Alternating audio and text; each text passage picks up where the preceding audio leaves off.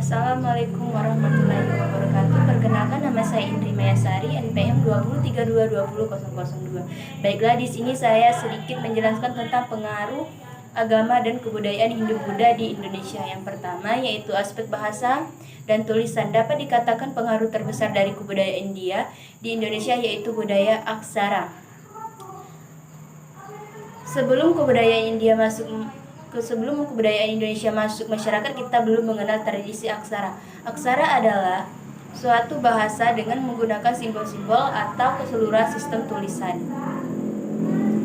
Masuknya kebudayaan Hindu-Buddha mengantarkan masyarakat Nusantara ke masa Buddha tulis atau masa aksara. Kebudayaan Hindu-Buddha memperkenalkan huruf Pallawa dan bahasa Sanskerta. Pallawa yang dimaksud di sini adalah sebuah aksara yang berasal dari India bagian selatan dan bahasanya bernama Sanskerta. Dalam perkembangannya, huruf Pallawa menjadi dasar dari huruf lain di Indonesia seperti huruf Kawi, Jawa kuno, Bali kuno, Lampung, Batak, dan Bugis Makassar. Bukti pertama dikenalkannya tulisan di Nusantara adalah penemuan tulisan di atas 7 batu yang yupa atau tugu batu yang ditulis pada abad Masehi di wilayah Kutai, Kalimantan Timur. Jejak sejarah berupa tulisan itu dapat dilihat melalui berbagai prasasti, kitab dan naskah. Sementara bahasa Sanskerta memberikan banyak pengaruh terhadap perkembangan bahasa dan sastra di Indonesia. Terdapat banyak kosakata bahasa Indonesia yang berasal dari bahasa Sanskerta. Contohnya Pancasila, asmara, kriya, negara, praksara, pustaka, dan masih banyak lagi. Yang kedua yaitu aspek politik dan pemerintahan. Sebelum masuknya pengaruh Hindu-Buddha ke Indonesia, sistem pemerintahan masyarakat kita adalah pemerintahan desa yang dipimpin oleh kepala suku. Kepala suku ini dipimpin berdasarkan kekuatan dan kelebihannya.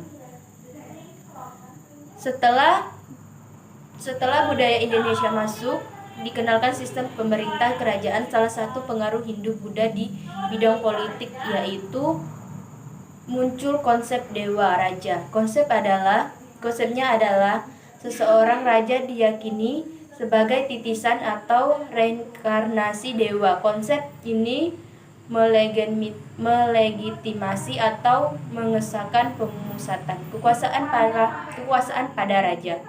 Indonesia mulai mengenal sistem pemerintahan kerajaan dengan sebagai pemimpin tertinggi. Yang ketiga yaitu aspek agama dan sosial. Sebelum pengaruh Hindu-Buddha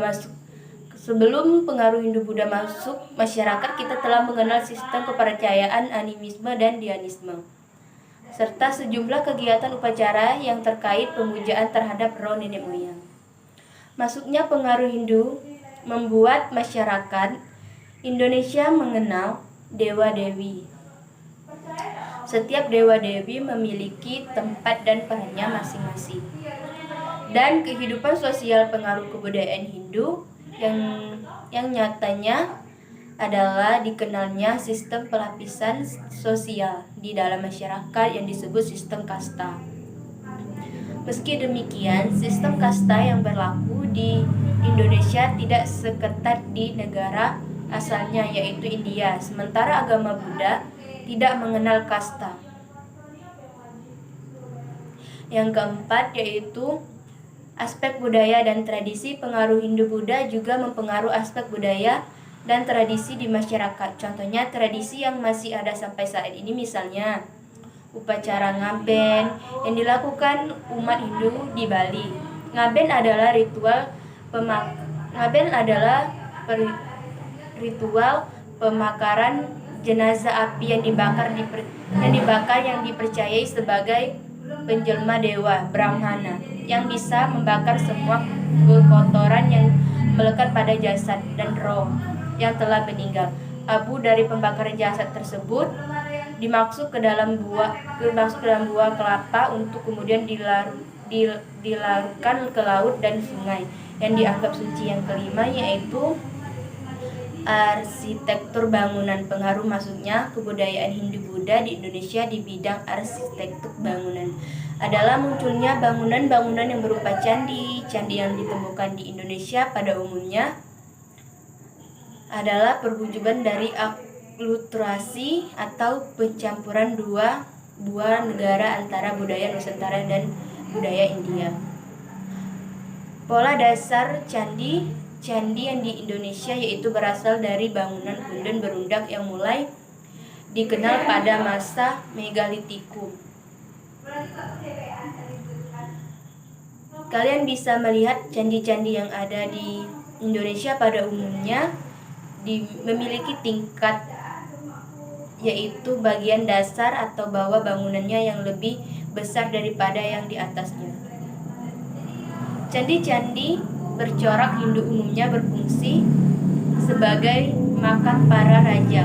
Abu jenazah para raja atau keluarga kerajaan dimasuk di dalam candi, sementara candi Buddha sebagai tempat beribadah. Yang keenam yaitu seni ukir. Maksudnya Hindu-Buddha di Indonesia juga membawa perkembangan dalam bidang seni rupa, pahat, dan seni ukir.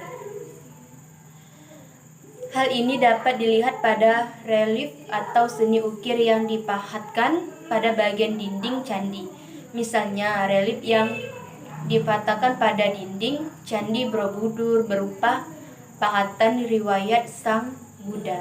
Di sekitar Sang Buddha terdapat lingkungan alam di Indonesia seperti rumah panggung dan burung merpati. Yang ketujuh yaitu sistem kalender. Sistem penanggalan atau kalender Hindu-Buddha turut berpengaruh terhadap budaya Indonesia, yaitu digunakan sebagai kalender dari India bernama kalender Saka. Pada tahun Saka dimulai pada 78 Masehi. Penggunaan pada kalender saat ditemukan pada Parastasti Talang Tuwo. Parastasti berhuruf Palawa dan berbahasa Sanskerta. Melayu kuno tersebut menjelaskan tentang keberadaan kerajaan Sriwijaya di Nusantara yang berangkutan tahun 660 Saka atau 686 Masehi. Ya, itulah yang saya dapat dijelaskan. Jika ada salah kata, saya mohon maaf. Saya akhiri. Wassalamualaikum warahmatullahi wabarakatuh.